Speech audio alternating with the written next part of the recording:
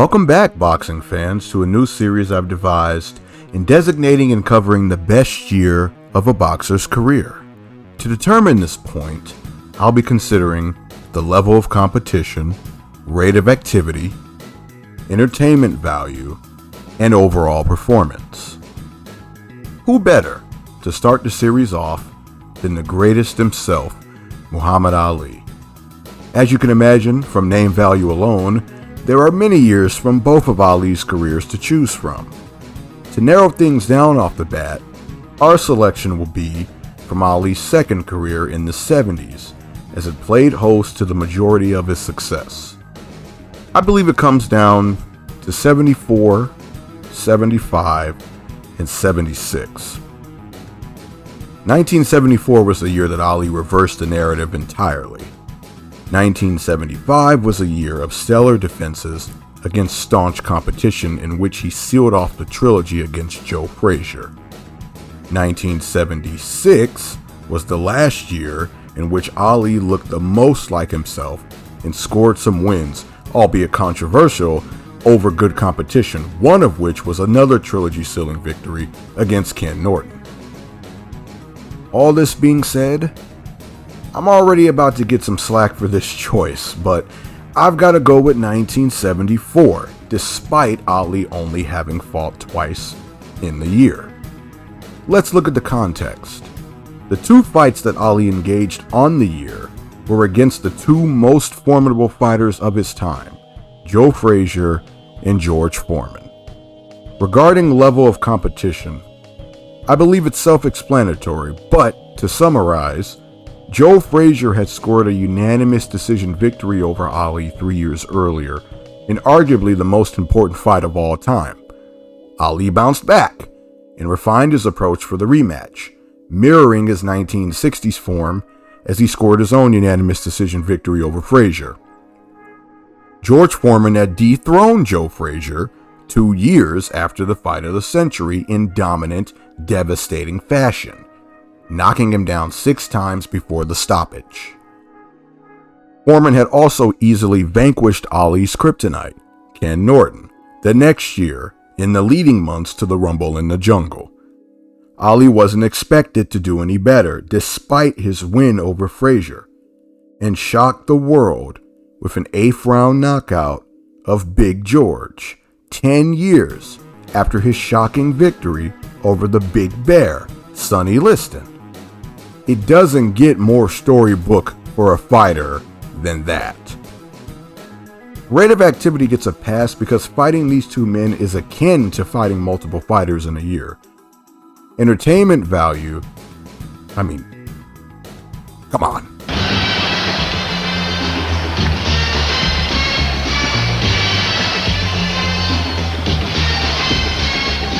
Overall performance-wise, Muhammad Ali fought 2 masterful fights against 2 very different opponents. Against Frazier, he danced and stung from the outside, while tying Smokin' Joe up on the inside. Frazier was unable to pound away at Ali and work his way inside as he did in the first affair. Against Foreman, Ali popularized the rope-a-dope, allowing Foreman to wail away at him, making onlookers believe he was being killed, when in reality, he was biding his time as Big George exhausted himself. Ali scored the knockout and sent George into the darkest phase of his life. Winning the Rumble in the Jungle established Muhammad Ali as the premier athlete and champion of the world, his legacy now a self-sustaining machine that only continued to grow. He could have retired right there, and no one would have thought any less of him. He instead went on to further prove he was the greatest. That being said, I've got 1974 as the best year of Muhammad Ali's boxing career. Do you agree? Did I miss anything? Let me know down below in the comments what you believe to be the best year of Ali's career, and please subscribe to my channel for more. I've got a lot more boxing content on my channel, and even more on the horizon. This has been the Charles Jackson. Stay frosty, boxing fans. Smoking Joe Frazier. A man of class and hard work. You always know a working Joe. 37 career fights. And the arguable second best of the golden age of heavyweights. Just what was the best year of his career? The criteria remains the same: level of competition, rate of activity, entertainment value, overall performance, and the newest criteria, hindsight. As far as years go, most will jump to 1971, the year Joe shut up the Louisville Lip when he won the fight of the century. However, Joe only fought once that year, and this isn't about a fighter's best bout. I see it more this way. 1971 was Frazier's peak, the culmination of his push that started in the 60s. Just 1 year before the Ali victory, Frazier unified the titles with his stoppage win over Jimmy Ellis. The year before that, he won the fight of the year against Jerry Quarry. But the year that draws my particular eye is 1968. It was in this year that Smokin' Joe fought 3 times, all against top contenders. The first match against king-sized Olympic rival Buster Mathis Sr. saw Frazier overcome a near 40-pound disadvantage to win the New York State Athletic Commission's branch of the heavyweight title when he floored Mathis in the 11th, also proving that his 1964 Olympic gold medal truly did belong to him. The second match was against Mexican heavyweight champion Manuel Ramos, who had wins over Eddie Machen and Ernie Terrell. Frazier made him quit in the second round after dropping him twice. The third match was a rematch against Ringo Oscar Bonavena.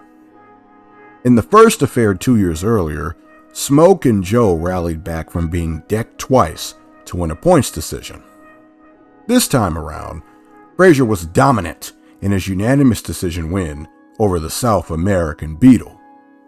These 3 fights secured the events listed in the following years, leading to the fight of the century in 1971, where Smokin' Joe solidified himself as the best heavyweight in the world.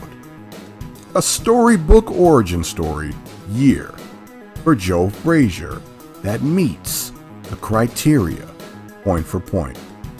3 contenders to make up the competition. 3 fights on the year. Frazier banging away on the inside in all 3 fights against initial resistance and scoring the TKO in 2 of them. His production got him closer to the title picture, and he looked sharper by the fight as he neared unification with Jimmy Ellis and peaked against Muhammad Ali. 1968 is the year that got Joe smoking and gets my title as his best career year. Thank you for your time, and I'll see you next time when we evaluate the premier year in the career of Big George Foreman. Stay frosty.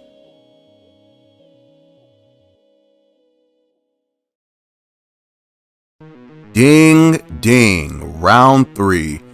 Today's spotlight boxer is Big George Foreman, the king of knockouts and arguably the most intimidating fighter to ever step in the ring. Foreman has the unique distinction of having competed in the 2 deepest and most competitive eras for the heavyweights. On top of that, he was champion in both. Despite his exploit of becoming the oldest heavyweight champion in the 90s, he only fought once that year. Therefore, Foreman's best year has to lie somewhere in his first career.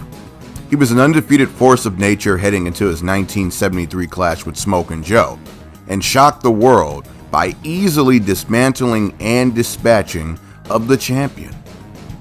In 1974, Foreman fought Ken Norton and Muhammad Ali. He decimated Norton, but was upset by Ali. If he'd won the Ali fight, it would probably be the answer here.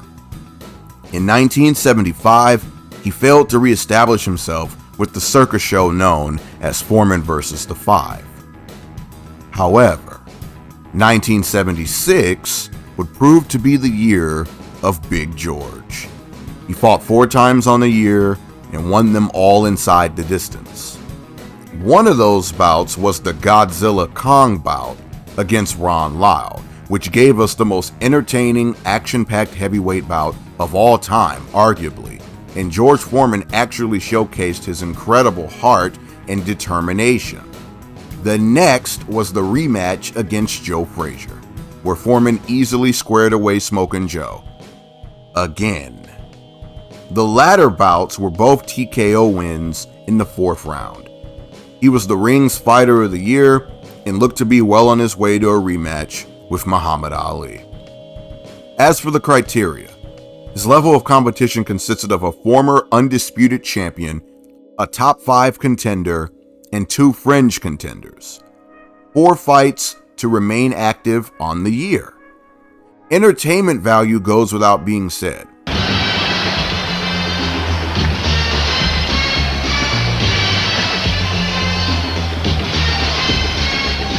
Overall, Foreman performed more than well in all 4 bouts and looked to be back on track. As for hindsight, this was a beautiful bounce-back year for George that ultimately served as the true beginning of his healing from the rumble in the jungle. 1977 would send him to rock bottom and lead to his return in triumph 10 years later. Where did it all start, though? In good old 1976. Thanks for watching, and see you next time. This has been The Charles Jackson, and stay frosty. Lennox the Lion Lewis, Mr. Undisputed himself. Lennox has a shadow over the heavyweight division today, being that he was the last undisputed champion. He beat every man he faced and did so in one of the greatest eras for any division in boxing history. He had many blockbusters in the 90s, spread throughout the decade. He toppled some top names from the 80s and the early 90s, began his walk through the division with his vanquishing of Donovan Razor Ruddock, was set back in 94 by McCall, and climbed back to the top by going through the top names in the 90s, culminating with his victory over Evander Holyfield for the undisputed title in 1999. However, there's one year in particular that I'd like to draw attention to. In said year, Lewis appeared to hit his peak under Emanuel Stewart and took down 3 notable names. The first was the revenge he'd sought out for 3 years when he met Oliver the Atomic Bull McCall for the vacant WBC title. McCall had a breakdown during the bout and ultimately lost when referee Mills Lane had had enough of the shenanigans, but Lennox was cold and calculated on this night. He came in ready to destroy the man who conquered him and was winning the fight anyway up to that point. Lennox must have felt great in embarrassing the man who'd embarrassed him. The next bout was against former WBO champion Henry Akinwande. This is another controversial bout in which Akinwande was DQ'd for excessive holding.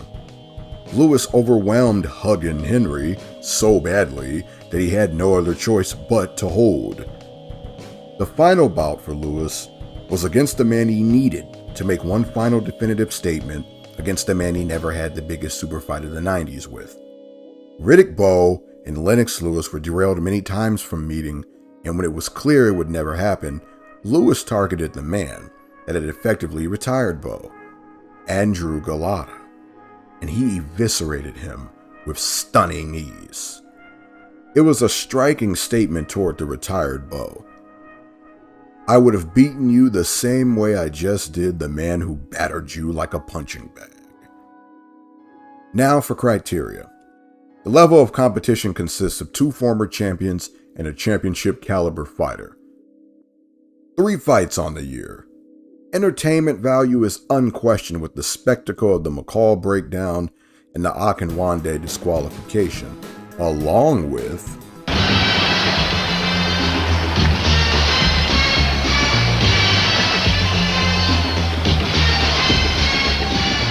Overall, this year would prove to be the thumbnail of sorts for Lewis's reputation of aging like fine wine. He was even better than he was as the young man with the thunderous right hand. In hindsight, there's zero doubt to me that this year is the best overall career year for the Lion. He redeemed his lone loss by breaking the man down, was so feared he was hugged, and easily dismissed the man who squared away the man whose shadow he was stuck in. Without a doubt, 1997 was the best career year for Lennox, the Lion, Lewis. See you next time, and stay frosty. Riddick Bowe, the first man to win the title from all four main sanctioning bodies. The man who won the best heavyweight trilogy since Frazier. Perhaps the man with the most wasted potential in heavyweight boxing history. Bowe has been overshadowed by the publicity stunt to dump the title during the Lewis saga of his career. A real shame considering he would have been a problem for any heavyweight, Lewis included. Today is all about finding the best year of his career. Off the bat, you think 1992, the year he sparked the reign of the next generation following the Tyson Holyfield drama. At first glance, it passes the criteria check, with him winning the undisputed title, stopping the tough Pierre Kotzer, and taking down two other journeymen. While that may be Riddick's prime, I believe there to be another year in which he proved more impressive with a more significant body of work. In this particular year, Bowe became the first man to win all four of the sanctioning body's titles at one point or another when he won a slugfest against WBO champion Herbie Hyde. Despite being rocked a few times himself, Bowe stopped the valiant Hyde after 7 knockdowns. He defended the title against Jorge Luis Gonzalez, a man who'd beaten him in the amateur. The bad blood between the two almost got Bowe disqualified when he attacked the challenger after the bell. He would go on to flatten Gonzalez in the 6th round.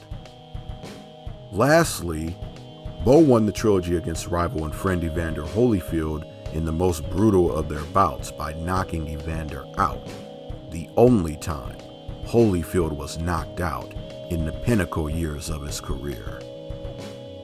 Now for the criteria. Level of competition nets a champion, a contender, and a championship rival with 3 fights on the year for rate of activity. Entertainment value.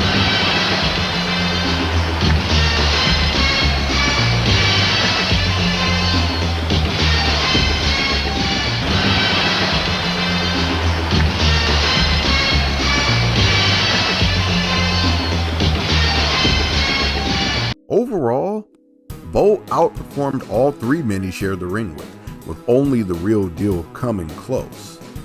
Hindsight reveals that this was the last formidable year for Big Daddy Bowe. Galata finished him the very next year as Riddick looked nothing like the Bowe we knew after he'd just been declared the best heavyweight in the public eye with the win over Holyfield. The Lewis fight never happened, and Bowe retired to a controversial personal life. For a more detailed look at Bowe and the 90s division, check out my chronology of the decade linked below. With all this being said, I've got Riddick's best career year as 1995. It was unknowingly the last gasp from Riddick, Big Daddy Bowe. Thank you for watching, and I'll see you next time, gang. This has been the Charles Jackson, and stay frosty. Iron Mike Tyson, the once considered baddest man on the planet, whose impact on boxing is still felt today. As you can imagine, it will be difficult to select the best year of Kid Dynamite's career, being that he has 3 years that could take the cake. These 3 years are 1986, 87, and 88, the years that most find to be Tyson's prime. To assist you in seeing my dilemma, I'm going to go over these 3 years briefly within my criteria. In 1986, Mike Tyson fought 13 times. I'll tell you about the most notable bouts. Jesse the Boogeyman Ferguson had one loss against the proven Carl the Truth Williams, in which he fought valiantly. Iron Mike got him out in 6. The next 2 notable bouts were 17 days apart, in which Tyson was taken the distance by both James Quick Tillis and Mitch Blood Green. Kid Dynamite showed he could hang down the stretch and was more of a knockout artist. Marvis Frazier had one loss, and it was to Larry Holmes. After this loss, he rebounded well and entered the Tyson fight the underdog. Tyson marked his fastest career knockout at 30 seconds and effectively ended Marvis's career. Jose Ribalta nearly took Iron Mike the distance before he was dropped with a minute and a half to go in the final round. And last, but certainly not least, Trevor Berbick was the reigning, defending WBC champion, and Tyson became the youngest heavyweight champion in boxing history with his destruction over Berbick, a record he still holds today. It was also significant in that he dethroned his predecessor undercustody model Floyd Patterson for the honor. And that wraps up 86. 13 fights, of which 11 were stoppages. He showed he could go the distance and box well on the other 2 with unanimous decisions. Some of the fights were fairly soon after others. His final fight of the year was against a champion, a final boss sort of journey, if you will. Entertainment value.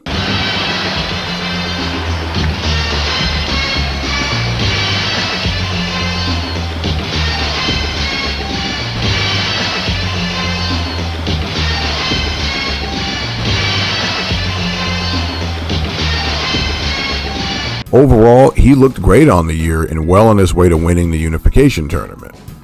And do please keep in mind that he did this starting at the age of 19 until ending the year as champion at 20. In 1987, Tyson fought 4 times. The first was a unification bout against WBA champion James Bone Crusher Smith. It was another hard-fought, well-contested display for Tyson, in which he extended his range to go the full 12 and secure the win. Next up was a defense against former WBC champ Pinklin Thomas, who was dethroned by Trevor Berbick. Tyson vanquished Thomas in 6 rounds and became the first man to drop him. Up next was the measuring stick, IBF champion Tony TNT Tucker. Tucker took Tyson the full 12 rounds as well, and Tyson again showed his ability to box well over time and perform well against vastly larger opponents. Tucker boxed very well himself in a unanimous decision loss to Iron Mike. Last up was former amateur rival of sorts, Tyrell Biggs. The 2 had history, and Biggs was looking to gain a mental edge by capitalizing on it.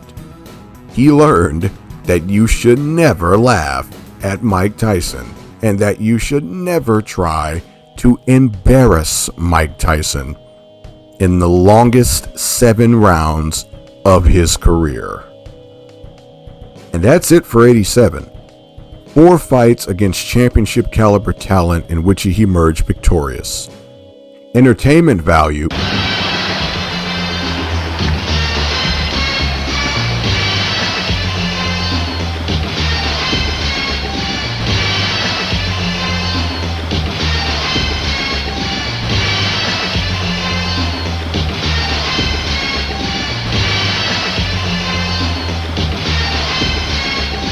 Overall, Tyson looked even sharper than he did the previous year, coming into his own as a great champion. There was only one piece missing from his title, the lineage held by Michael Spinks. In 1988, Mike Tyson fought 3 fights.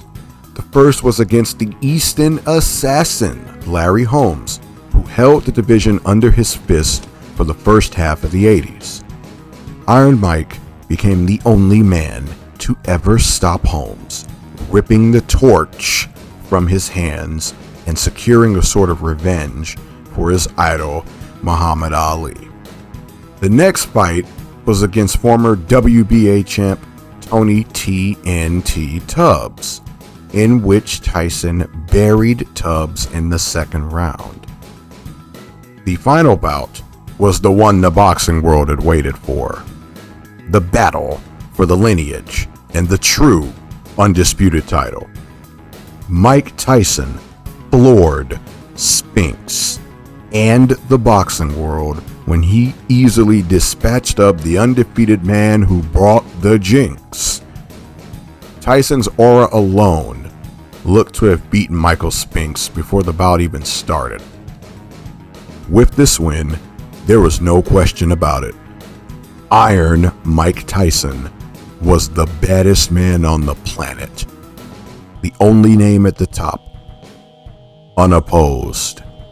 It would take a new generation of super heavyweights to ultimately upset his reign.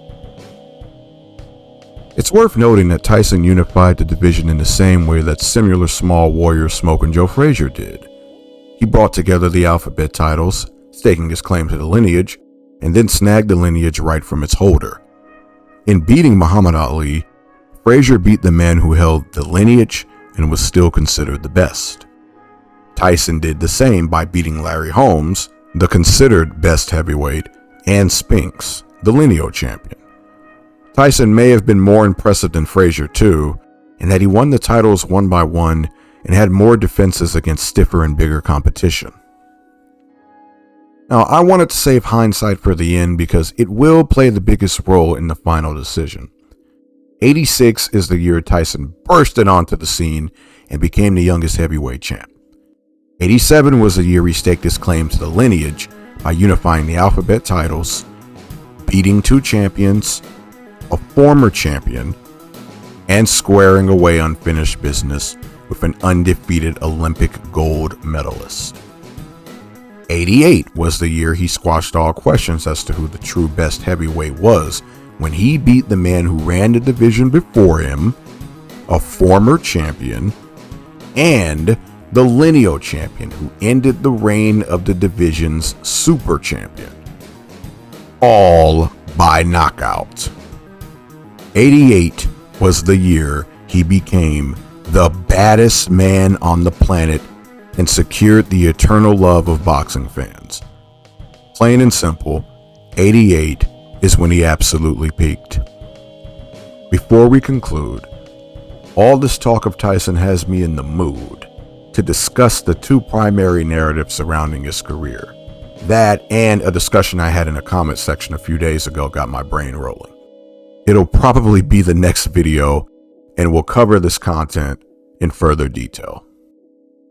So, the time has come. No more hiding behind extensive explanations and rundowns. No more ducking. Just what was the best career year for Iron Mike Tyson? One last build up before the answer.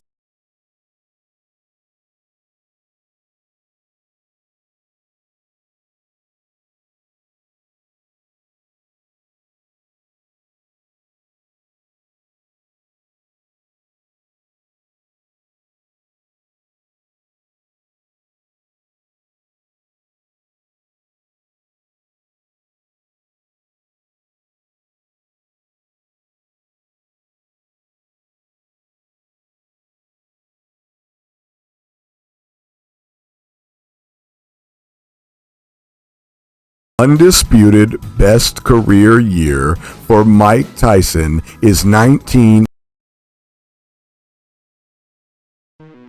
Evander, the real deal Holyfield. The Warrior, the former undisputed cruiserweight and heavyweight champion. The only 4-time heavyweight champion. The only boxer to unify 2 divisions in the 3-belt era. All these accomplishments, but what was the best year of his career? Off the bat, I'm ruling out his cruiserweight work on the grounds that his unification of the title was a bit too spread out and he never defended the title. Instead, he jumped to heavyweight, citing that to be his true goal. In 1988, his first year as a heavyweight, he took on James Quick Tillis and Pinklin Thomas, beating them both convincingly and starting a trend that Lennox Lewis and Riddick Bowe would follow in the 90s. It was a good start, but what was to come would usurp it. In the year I'd like to address, he fought 3 times. The first was against former heavyweight champion Michael Dynamite Dokes, in which Holyfield stopped Dokes in 10 rounds to win the WBC Continental Americas Championship and put his hat into the Mike Tyson sweepstakes. The next was against Jose Adelson Rodriguez, a former WBC Continental champ in his own right, who had Bone Crusher Smith and Quick Tillis on his resume. He was also on an 18-fight win streak. Holyfield knocked him out in 2 rounds. The final bout was against undefeated rising contender Alex the Destroyer Stewart, who had knocked out every man he faced. In a magnificent slugfest showcasing heart and will from both men, Holyfield got the better of Stewart, stopping him on cuts in the 8th. Evander defended the Continental title and his #1 ranking, ensuring a title bout with Mike Tyson in June of the next year.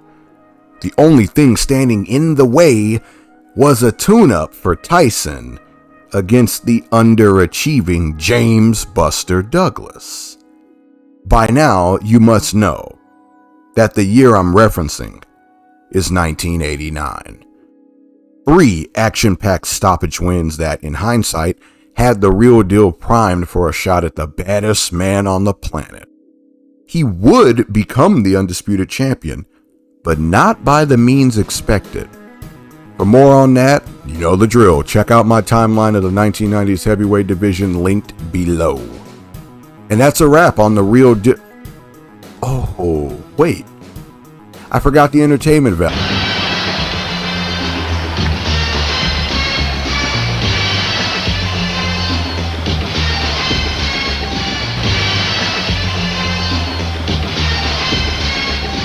See y'all next time, and stay frosty.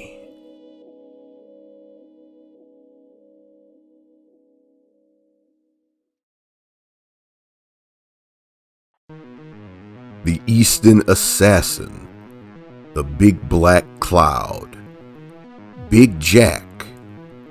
The illustrious career of Larry Holmes spans across almost 4 full decades, in which he remained a formidable contender almost the whole way. Deciding his best career year led me down a path of frustration, actually. There were a few points, like 1982, 85, and 92, where I could have stamped the pin if one event had gone in Larry's favor. In the case of 1982, Larry beat Jerry Cooney, but went on to have the one-sided affair with Randall Tex Cobb, in which Howard Cosell stepped away from professional boxing out of disgrace over the affair. In the case of 1985, Larry's clutch win over Carl the Truth Williams was eclipsed by his upset loss to Michael Spinks. In the case of 1992, Larry shocked Ray Mercer, but fell to Evander Holyfield. If he wins the Clash of Champions that year, that may have been the winner. Then there's 1980, a year in which Larry looked dominant and scored the lineage in the win over Ali. But we know the context around this event. Ali had no business in the ring, and the entire fiasco was a lose-lose for Larry Holmes. As for his other 3 wins on the year, they came against less than stellar competition. Then there's 1981, in which Larry defended his crown against Trevor Berbick, Leon Spinks, and Ronaldo Snipes. Bad Blood with Berbick produced a shockingly tame bout in comparison. Spinks had the big moment against Ali and looked like he didn't belong in the ring with Larry. Snipes dropped Holmes and forced the champ to turn up the heat in the comeback stoppage win. Good year, but there may be some smoke and mirrors here, as the opposition was better on paper than in reality. Then there's 1979, a darn good year for the young newly crowned champion, in which he beat Ocasio, Weaver, and Shavers. The bout with Shavers was a rematch in which Larry showed he had the greatest heart in the division when he recovered from a nuke to the jaw to come back and score the stoppage. This one is a contender, considering the level of competition and that the 3 wins came by technical knockout. Ultimately, his dominance was spread so well throughout his championship reign that it makes my job tonight harder. Regardless, we do have a winner. In said year, Larry fought 3 times, of which 2 were against 2 of the best contenders the 70s had to offer. Larry's test of courage at the hands of Ernie Shavers, in which he dominated the fight with his superior boxing ability, proved he was a face to stay in the title picture. The win earned him a shot at newly crowned WBC champion Ken Norton. He fought a war for the ages with Norton and came out with the WBC strap by split decision. The first defense was against Alfredo Evangelista, and Larry completely outclassed the challenger. Entertainment value goes without being said.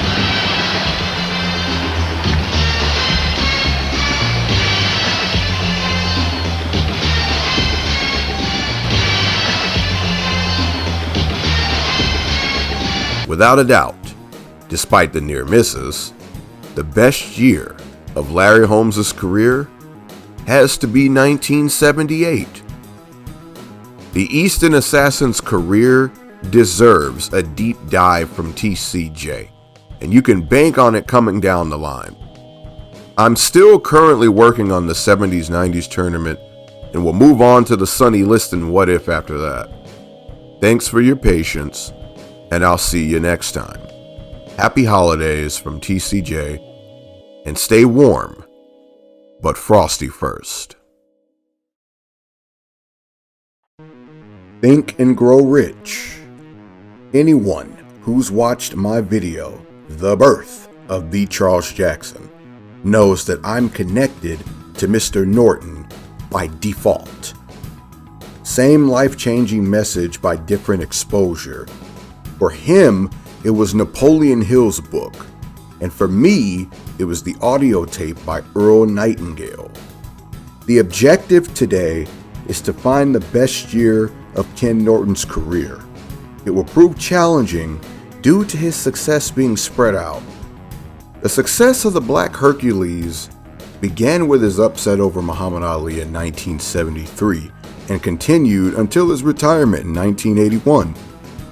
Speaking of 1973, if Norton had won the rematch with Ali, which he almost did by split decision, it would hands down be the winner.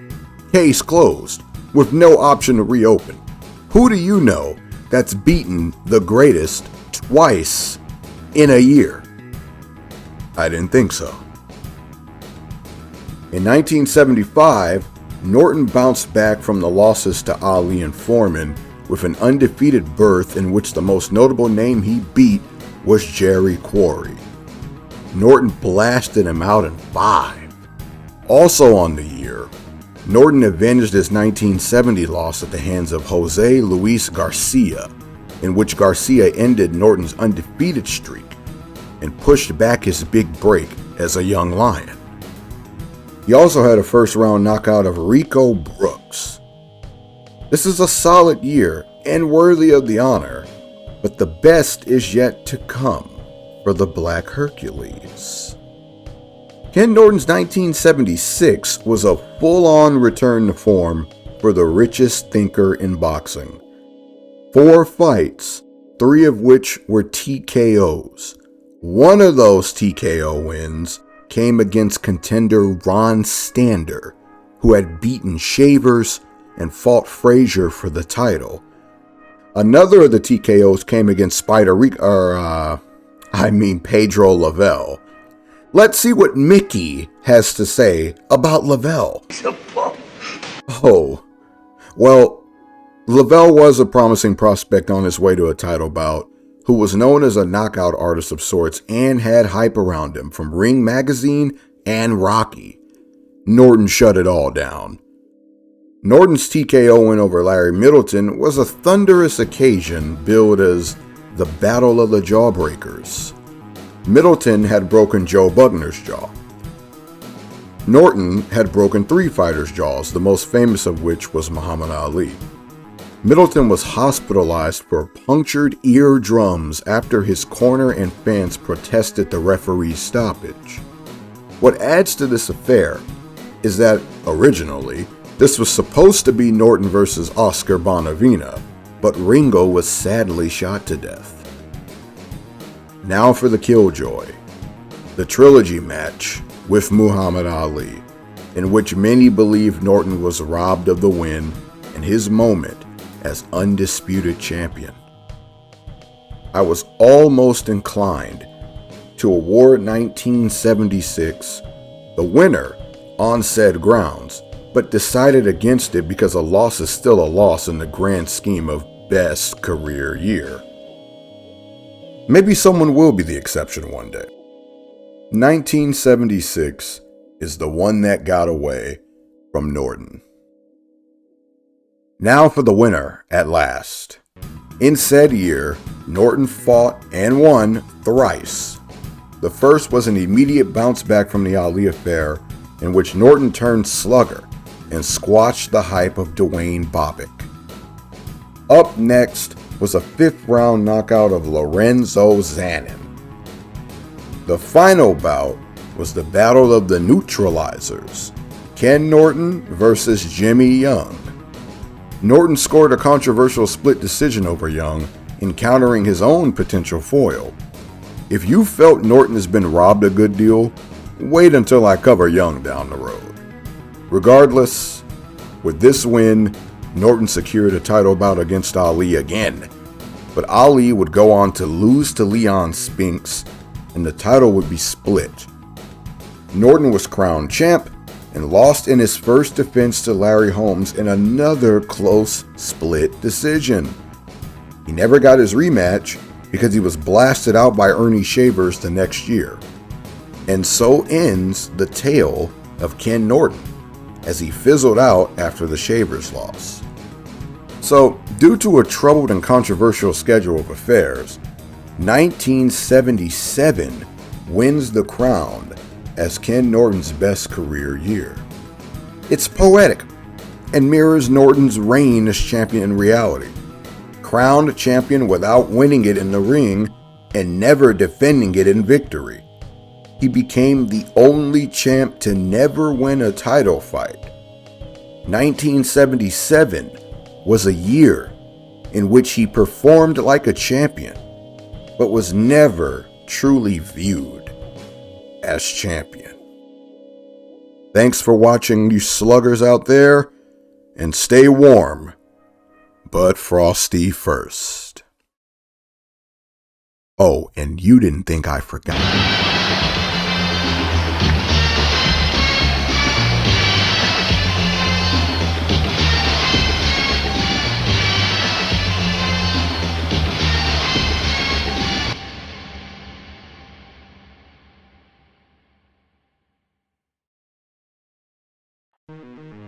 He is the only heavyweight champion to have retired undefeated, the only heavyweight champion to have stopped every challenger to his title.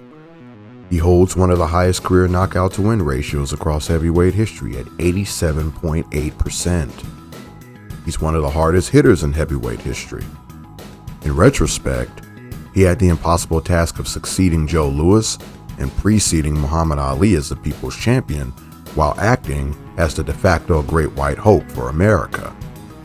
And he did all of this with limited physical attributes that forced him to become arguably the hardest working man in boxing, next to Joe Frazier, of course. His work rate built stamina, together with his punching power and exceptional chin, yielded one of the greatest heavyweights of all time. So the question must be posed, as it is for every fighter I spotlight. What was the best year of Rocky Marciano's career? 1951 through 1955 was so stellar a stretch for The Rock that my job requires I look at each in detail. In 1951, Rocky fought 7 times with all but one bout ending by knockout. 3 fighters were notable, the first being Willis "Red" Applegate, who went the distance and retired the same year due to a detached retina. Rex Lane had beaten Ezzard Charles and Jersey Joe Walcott earlier on. Marciano knocked him out in 6, the knockout punch sending 4 of Lane's upper front teeth out of the ring along with his mouthpiece. The last name needs no introduction. Joe Louis may have been 75 years old, 76 years old, 137 years old. But he was still formidable, having reeled off 8 straight wins after the Charles loss. Marciano finished Lewis in 8 rounds and sent him into permanent retirement. In 1952, Rocky fought 5 times with none going the distance. Lee Savold holds the distinction of having the most overall fights and losses for a heavyweight champion, and fought such names as Buddy Bear and Joe Louis. In his career finale, Marciano finished him in 6. Harry "Kid" Matthews had compiled an undefeated streak since returning from World War II. He had also beaten Al Hostock, Bob Murphy, and Ezzard Charles across weight classes. Marciano ended him in 2 rounds in what would be Rocky's final tune-up before challenging for the world title 2 months later. Rocky's final conquest on the year also needs no introduction. Jersey Joe was the oldest heavyweight champion ever and swore he would squash the hype job. Instead, it was the Susie Q, arguably the hardest punch ever thrown, that terminated Walcott's reign, as Rocky scored the comeback knockout to become the new heavyweight champion of the world. What a way to end the year. In 1953, he fought 2 essential bouts, both rematches that stamped his greatness. The first was a first-round knockout of the former champion Jersey Joe Walcott. The second was against Roland Lastarza, whom Rocky had beaten by split decision 3 years earlier. This time around, Marciano stopped Lastarza in the 11th after initially being outboxed and refining his style mid-fight to execute a beatdown. The year proved the Brockton blockbuster was no fluke. In 1954, history received the amazing Marciano-Charles duology. The first went the distance, with Marciano getting the unanimous decision over Charles in a 15-round no-give war. The rematch, 3 months later, saw Marciano knock out Charles in the 8th round in desperation after Charles had split his nose. If he hadn't finished Charles right then, the doctor would have stopped the fight soon after. In 1955, Rocky rounded out his career with 2 final bouts. The first was against contender Don Cockle, who had defeated a number of top heavyweights. After 9 rounds and 3 knockdowns of punishment, one of which saw Don get sent through the ropes, the referee stopped the bout in favor of Marciano. Rocky's career finale was against the old mongoose, who was looking to become the oldest heavyweight champion ever, alongside becoming the first reigning light heavyweight champion to capture the heavyweight title. After knocking The Rock down, Moore was floored 3 times and failed to answer the last in the 9th. Rocky hung up the gloves and his 49-0 record. He was 32 years old and got out of the game early, without a blemish. It may have been the best timing too, because the division was about to undergo a new evolution. So, 5 good years, but there can only be one best year. I'm ruling out 1951 on the grounds that Joe Louis is the lone marquee name and there are better contenders as far as wins and level of competition. 1952 gets the same judgment, though the Jersey Joe match was spectacular. 1955 was a brilliant curtain call, but as good as the Archie Moore comeback was, it isn't enough. We're down to 53 and 54, the year of vindication versus the year of trademark rivalry. Very tough decision, but ultimately, I'm going with 1954. Though Rocky proved himself in 53 by definitively beating men who'd once troubled him, he did the same in 54 against his career rival, showcasing the best of himself. He and Charles wound up becoming good friends after the duology, similar to Riddick Bowe and Evander Holyfield years later. The Brockton blockbuster had a tremendous career, particularly in the 1950s, as its best fighter, and I believe 1954 was the best year in the flawless career of Rocky Marciano. Look no further than the entertainment.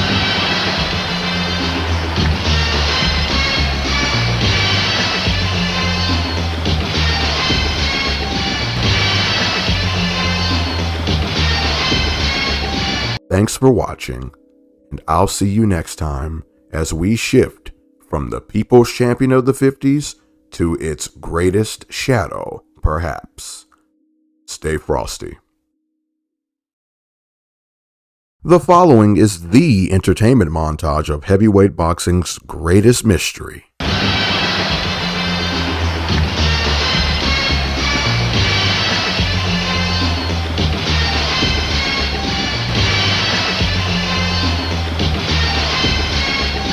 The man of the shadows in the 1950s, Sonny Liston, is the scariest boxer ever. Time has been both kind and unfair to his legacy. On one hand, his devastating power is well documented and touted today. On another hand, history seems to have forgotten how good of a boxer he was, which only made his power and attributes all the more terrifying. It is widely known that Liston's actual age was up in the air during his career, in particular his time as champion. We can only ever wonder what would happen if he'd gotten his chance as a young man, considering how great he was with age. Regardless, today is all about deciding the best career year for the Big Bear. If the Patterson fights had taken place in the same year, that would easily be the winner. I say that to say this. Despite the Patterson duology being listed at his best, it won't play host to being his best year. For me, it's between 1959 and 1960. And I'll say off the jump that 1959 is not taking the cake. Here's why. In 1959, Liston fought 4 bouts and won them all before the final bell. 3 in particular draw my interest. The first was Sonny's encounter with the similarly avoided Cleveland Big Cat Williams, in which the Big Bear stopped Cleveland in 3, establishing himself as the lone monster of the division. The second match was against Cuban heavyweight champion Nino Valdez, who tussled with such notable names as Ezzard Charles, Archie Moore, Zora Foley, and Eddie Machen, to name just a few. Liston knocked him out in 3. The final match was against German contender Willy Besmanov, another Who's Who challenger, who'd taken on the similar likes of Archie Moore, Zora Foley, Eddie Machen, and George Chuvalo. On top of facing those 4, with the exception of Machen, more than once, Willie was also one of the early career challengers for the rising youngster Cassius Clay. Sonny got him out of there in 6. Good year, but wait until you hear about 1960. 5 fights on the year, all but one ending by stoppage. Sonny stopped Howard King in 7 after initial resistance and would square him away 4 rounds faster the next year. He finished Cleveland Williams 1 round sooner in their rematch. Former Floyd Patterson title challenger Roy Harris fell and won. Contender Zora Foley was conquered in 3. Finally, Eddie Machen took Sonny the distance in what may be the most impressive win on the year. They were ranked 1 and 2 in regard to challenging Floyd Patterson, and Machen put on a show in which he stayed on the move against the plotting Big Bear. He also complained of illegal medication that Liston's corner may have used to blind him. Does this sound familiar? Almost as if this fight was the prototype for Sonny's shocking upset at the hands of Cassius Clay years later. Now, I've heard around the block myself that this fight was the basis study for Clay's effort against Liston. Ultimately, Liston won on all cards and continued to demand a shot at the champion, Floyd Patterson. And that's just what he would get 2 years later. So obviously 1960 gets the nod, considering the name Sonny added to his resume. Williams, Foley, and Machen were 3 of the best the late 50s had to offer, especially considering how Floyd Patterson's management kept their champion as far away from them all as they could. Liston rose through the ranks the hard way en route to his showdowns with Floyd, which we are well aware of that he dominated. All this from the greatest heavyweight shadow of the 50s, who would perhaps never get a fair shot at having a prime due to his age conundrum. It is widely theorized that the Liston who fought the man who would become Muhammad Ali was in his late 30s to early 40s, having never enjoyed being a young champion. Making matters worse was that he entered the golden age 1970s even older, before suffering a tragic and premature end to his life. So it's my job to pose the question of how things would have went if the Big Bear had not met his end so early on. Just how would the 1970s heavyweight division have turned out if Sonny Liston were around? Find out next time, and stay frosty.